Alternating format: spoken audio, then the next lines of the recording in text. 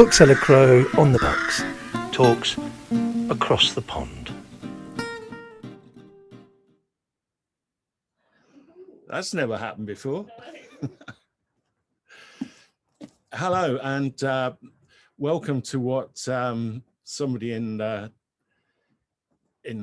head office marketing department has decided to call talks from across the pond, which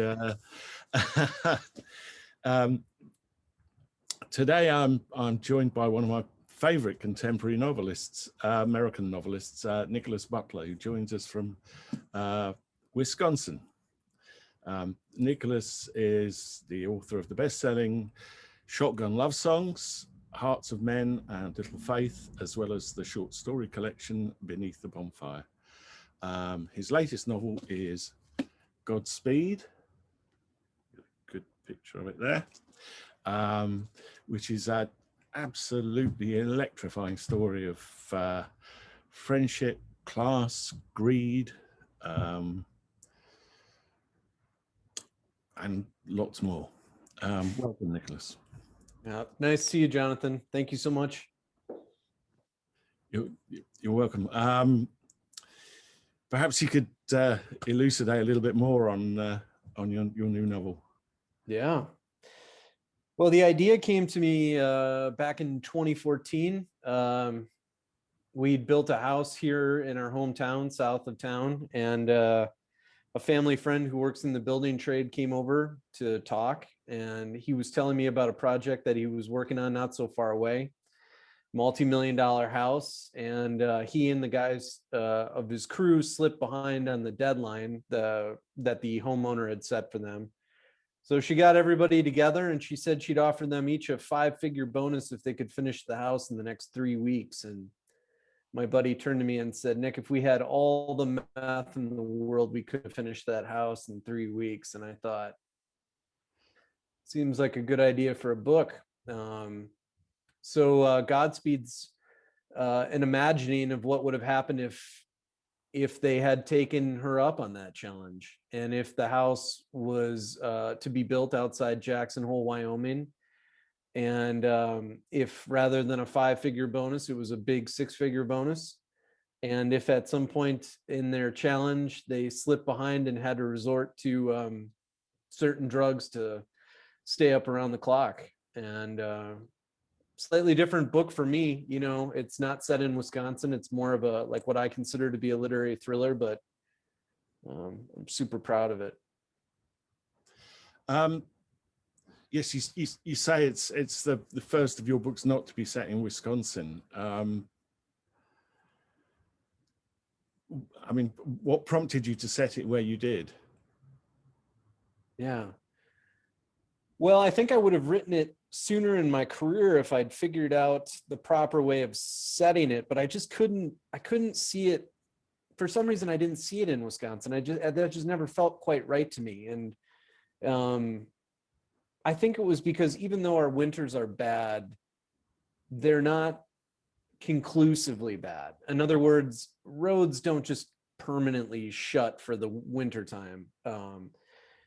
And so when I thought about that deadline, I think I needed a more dramatic landscape. And it wasn't until my family took a vacation out to Yellowstone National Park, and then we came through Jackson, that I thought, this seems like the place. The mountains there are so dramatic. And aside from the landscape, you have this gross inequity of income that's happening in Jackson, which is like one of the very most tony real estate markets maybe in America or the world. And I thought that was another way to sort of play up or amplify all the issues in the book. You know, I could amplify the landscape and the weather, but I could also amplify the amount of wealth. Rather than a $2 million house in Wisconsin, we could make it a $20 million house in Wyoming. Again, rather than a $15,000 bonus, we could make it a $300,000 bonus. So once I had that setting, then it became much easier for me to really wrap my head around writing the book. And amplifying that disparity. The guys doing the building work are probably not going to be earning normally much more than they would in Wisconsin, I wouldn't have thought. But maybe a little bit, but Right. so that makes it even more kind of a seesaw of Yeah. education and everything else, I suppose. Yeah. And Yeah. Oh, go ahead. Sorry. no. More, Well, I mean, just, when we passed through Jackson, I was rather naive about the place. I mean, I just thought what a quaint mountain ski town. And I wonder if, I was just curious about real estate, and I got on the computer and started looking at listings, and really wondered to myself, how does anybody normal, how does a middle class person even live here? I think the cheapest house that I could find at that time years ago was $250,000 for a terrible, like, 2-bedroom tear it down sort of house. Whereas here, like in Wisconsin, home prices are definitely going through the roof right now, but it's still possible for middle class people to, for the most part, live where they want to live. Though that's changing rapidly, and it's certainly changed a lot in the last year or 18 months. I was going to say $250,000 sounds pretty decent around here, to be honest. Yeah. It would be great if you could read a little bit of the book and maybe set the scene for it. That would be. Yeah, happy to. So I'll just read from the first page. Sure. This was the house that would change their fortunes. They could feel it. Cole had barely steered his pickup off the highway and passed through an open cattle gate before they began climbing the dusty canyon road north, and they could feel it. Money, like a vibration in the crisp mountain air. It was humming out there, an expectancy, a promise, and they were driving toward it, cottonmouth, skin crawling. They could practically see it on the wind pushing the late summer leaves, swaying the yellowing meadow grasses, smiling down upon the dappled river water below. The whole world here looked like money just waiting to be plucked up off the ground, the leaves like greenbacks, the shimmer of the water like silver coins. They needed this house, this break. They needed this work for what sounded like as much as a year, maybe more. And not the thankless, backbreaking tedium they'd been reduced to for the past few years either.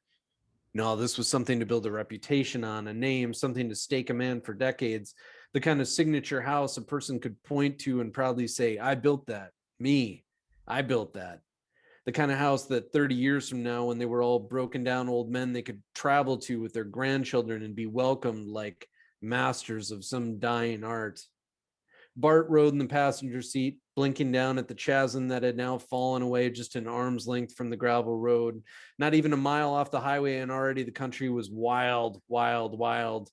Below the road snaked a river, raging white and blue, cataracts tumbling, and above them, off the low mountainsides, wispy waterfalls spilled down like great lengths of silver white hair.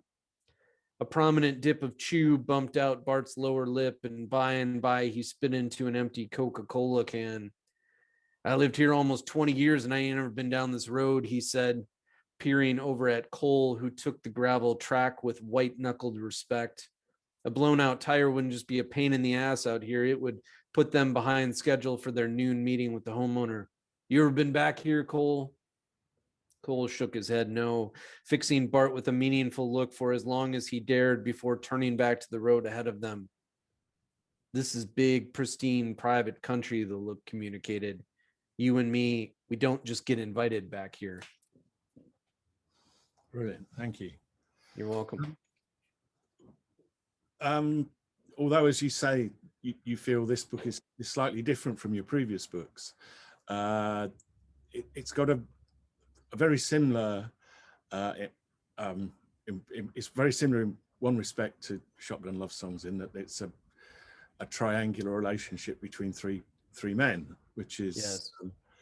I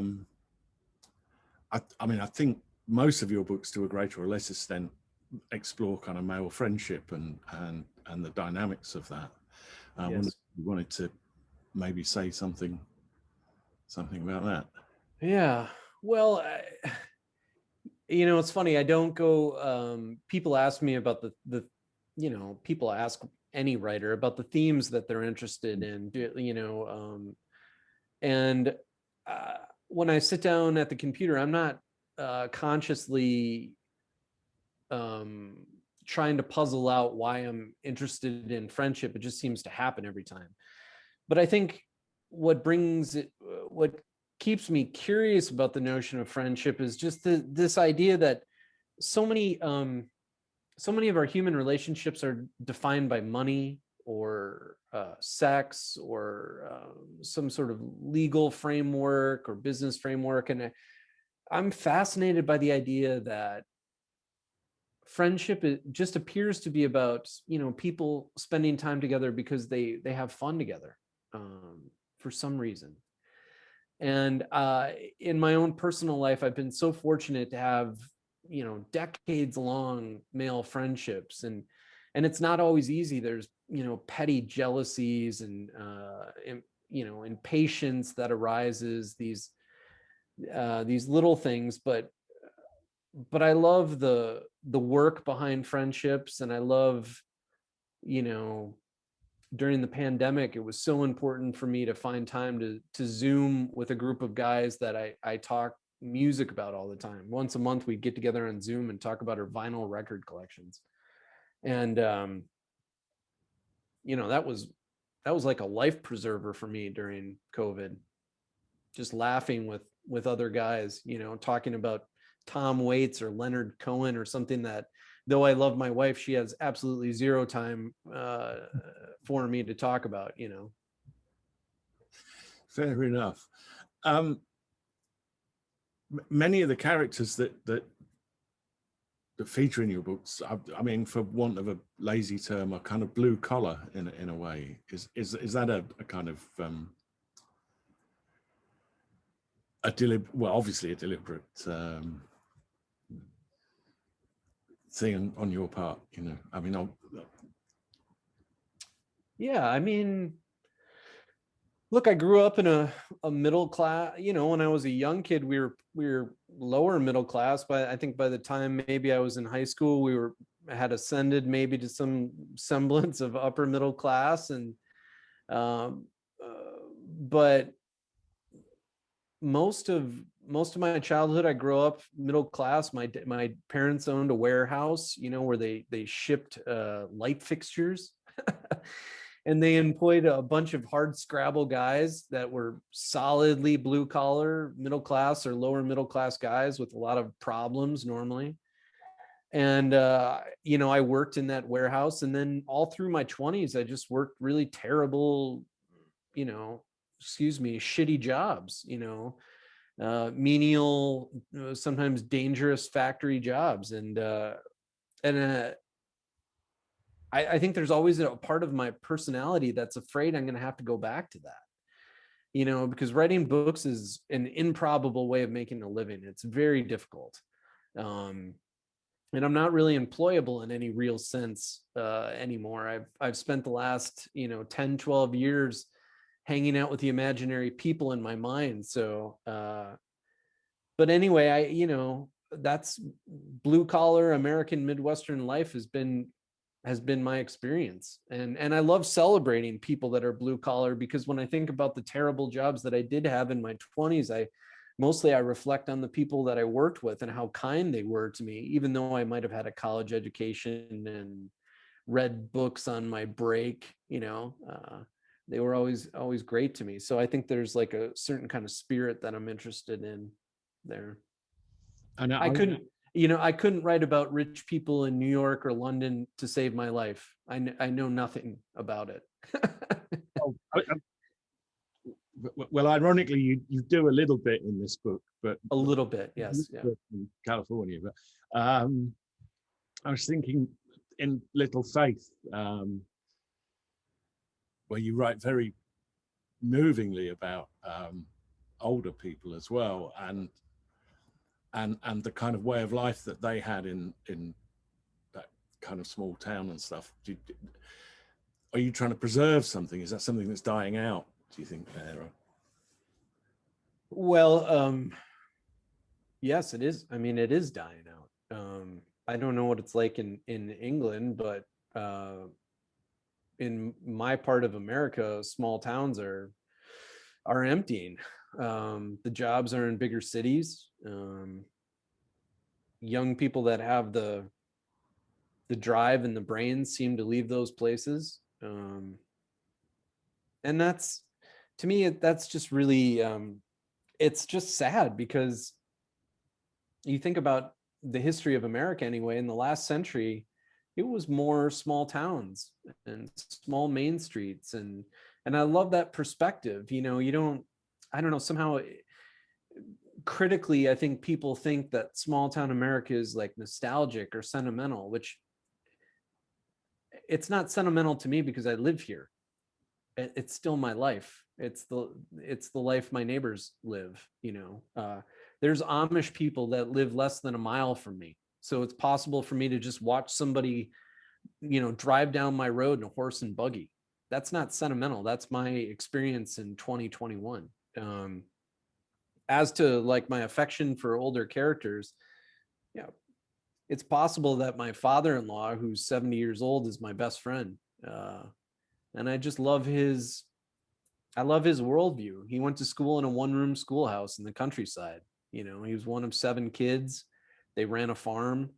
And I just, I don't know. I've always had an affection for like my grandfather was probably one of the biggest role model for masculinity in my life. So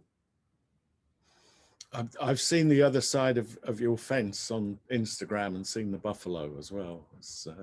yeah. It's, somebody could think that's sentimental or nostalgic or not. It just happens to be my backyard. My neighbor's a guy I went to high school with, and he and his family have lived on that ridge in my backyard for the last 100 years. And I'm grateful that he's out there farming, because the last thing I want to see is a bunch of stupid big houses being built there. Which interestingly, I like the fact that you use the word sentimental, because some of the reviews of your books call you an old-fashioned novelist. Does that concern you at all? No, not really. I don't even really, I'm not sure that that's a well thought out criticism, to be honest with you.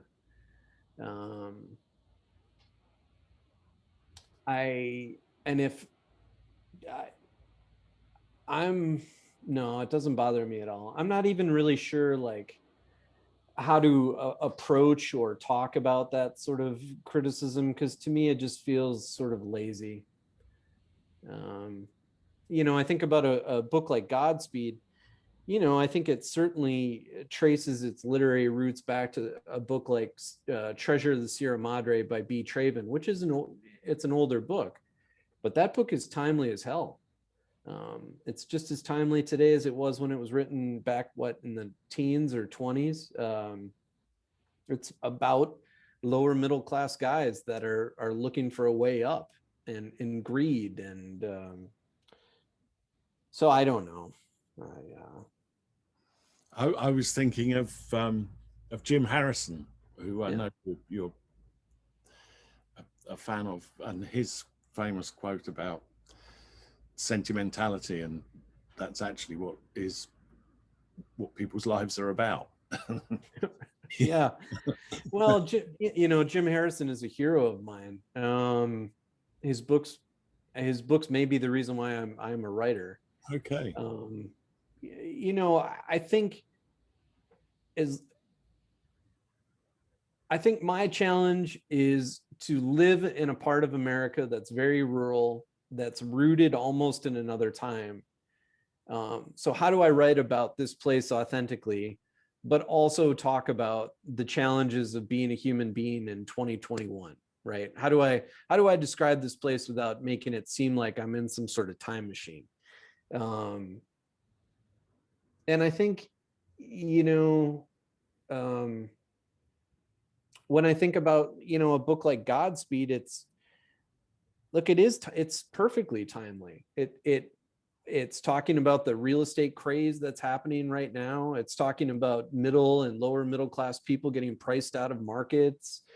It's talking about a particular kind of American or maybe universal unhappiness, and people thinking that they can somehow find happiness in a new home or a new thing. So I don't think that those things are old fashioned at all. I mean, I think they're kind of universal, timeless is what No, what I hope somebody I would say. agree with you completely.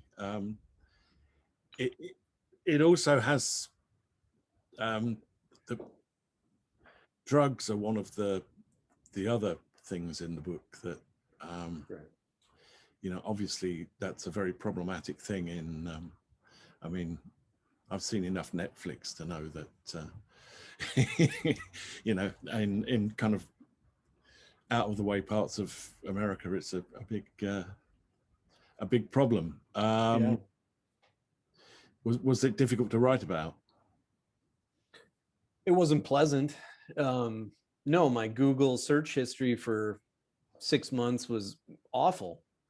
Um, you know, and I talked to people that I knew who had used meth and tried to learn what their what their sensations of the drugs were like.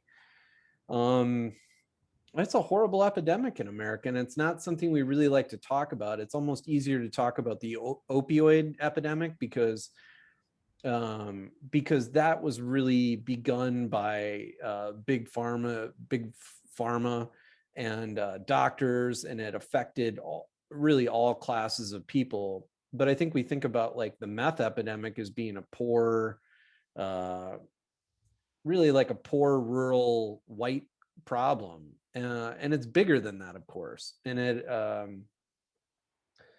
so yeah, I mean, that was not pleasant research to do, but I felt like that was also something very timely to write about. Yeah.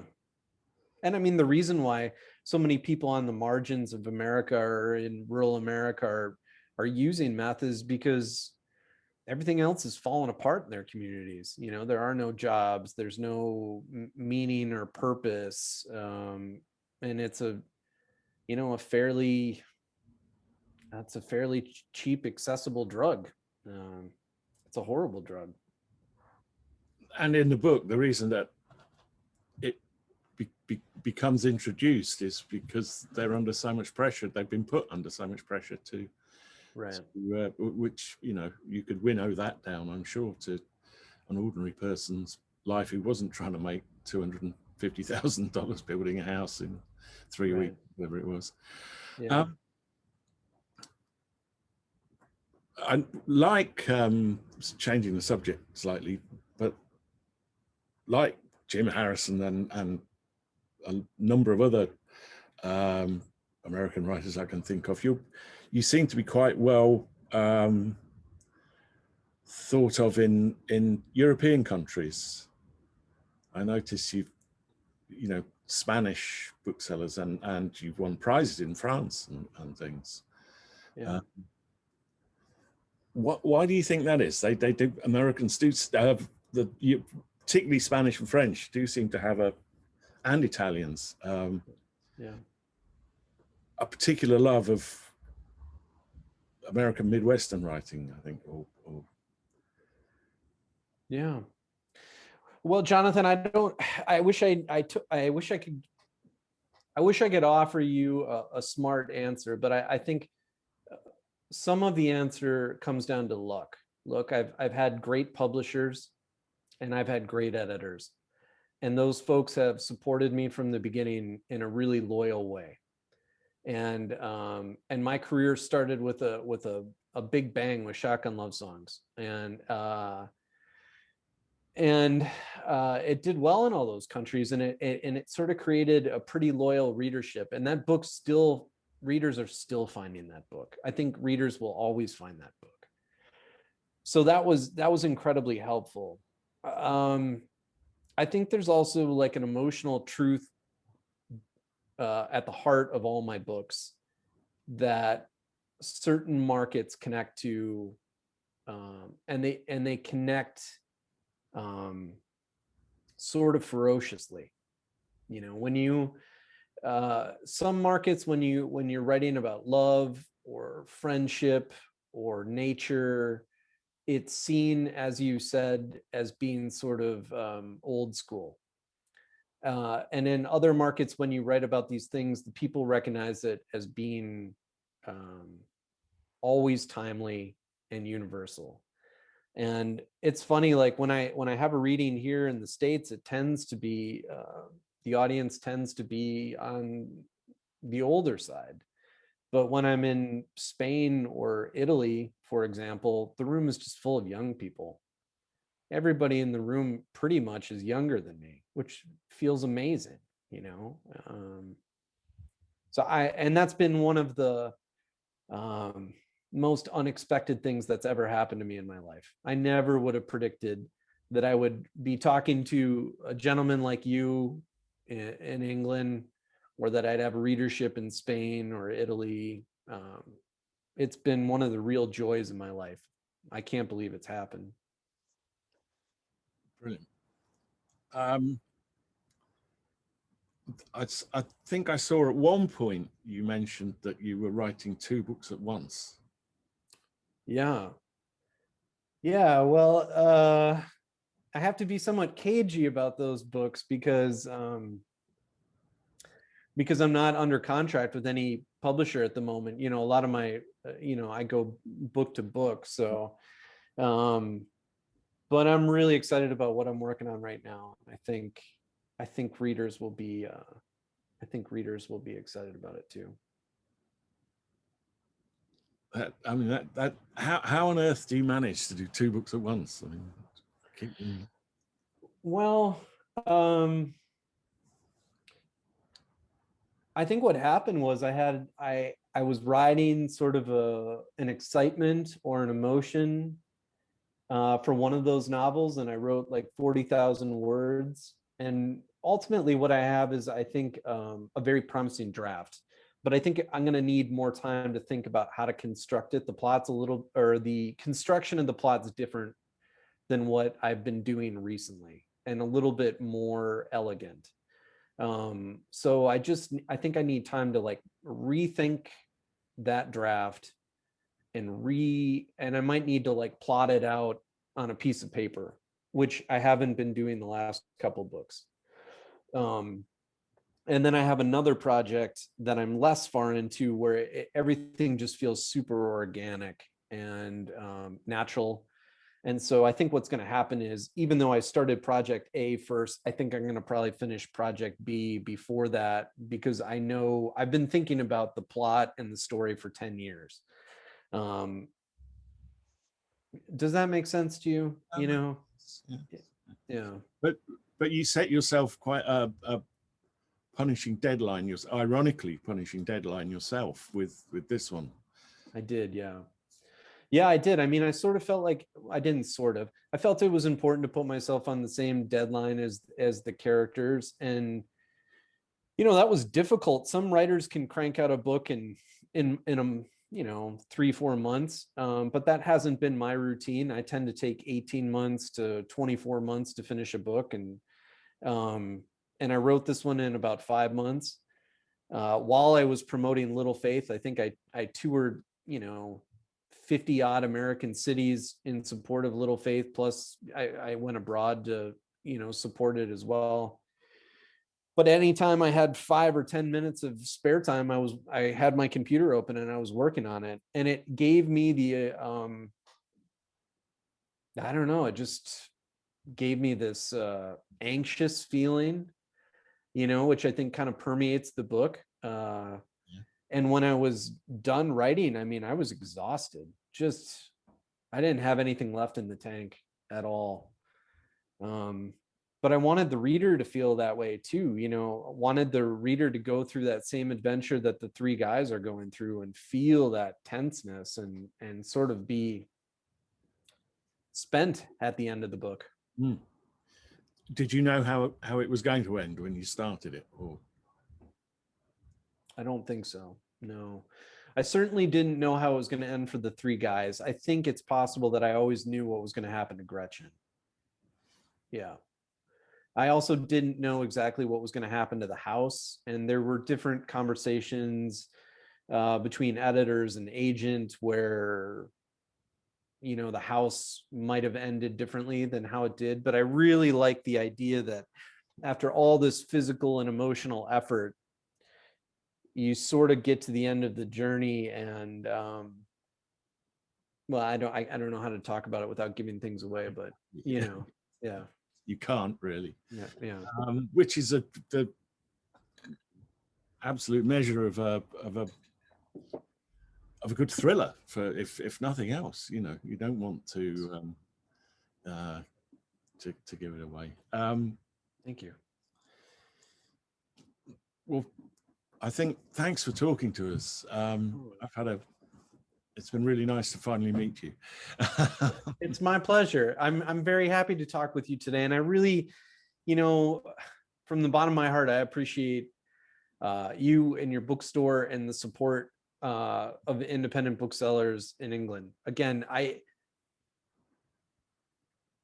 don't know any writers in my community that have foreign publishers and that have support from foreign independent booksellers. And I don't take it for granted. You know, at other points in my career, I'm not sure that I could have said that. I think I thought, oh my God, every book is going to be published like Shotgun Lovesongs, and it's just going to be, you know, always this amazing ride. And, you know, 10, 12 years into my career, I realize I'm really lucky. So I appreciate an opportunity like this. I really do. You're completely welcome, and we wish you all the best with this, which is a terrific book, as are all of your books, but I particularly recommend your new one to all that. And Nickolas has kindly, one way or another, sent us book plate, so we will have signed copies available from now. Yes, Thank indeed. you. Thank you, Jonathan. I appreciate it. They can find you a book for your girlfriend, your husband, your girl, or your boy. And if you've got a need for an uplifting read, Justine and Jonathan can pick out a book you'll enjoy. What a book at the Bookseller Crow on the hill. What a book. What a book at the Bookseller Crow on the hill. Crystal Palace Hill, it is. But you can order online.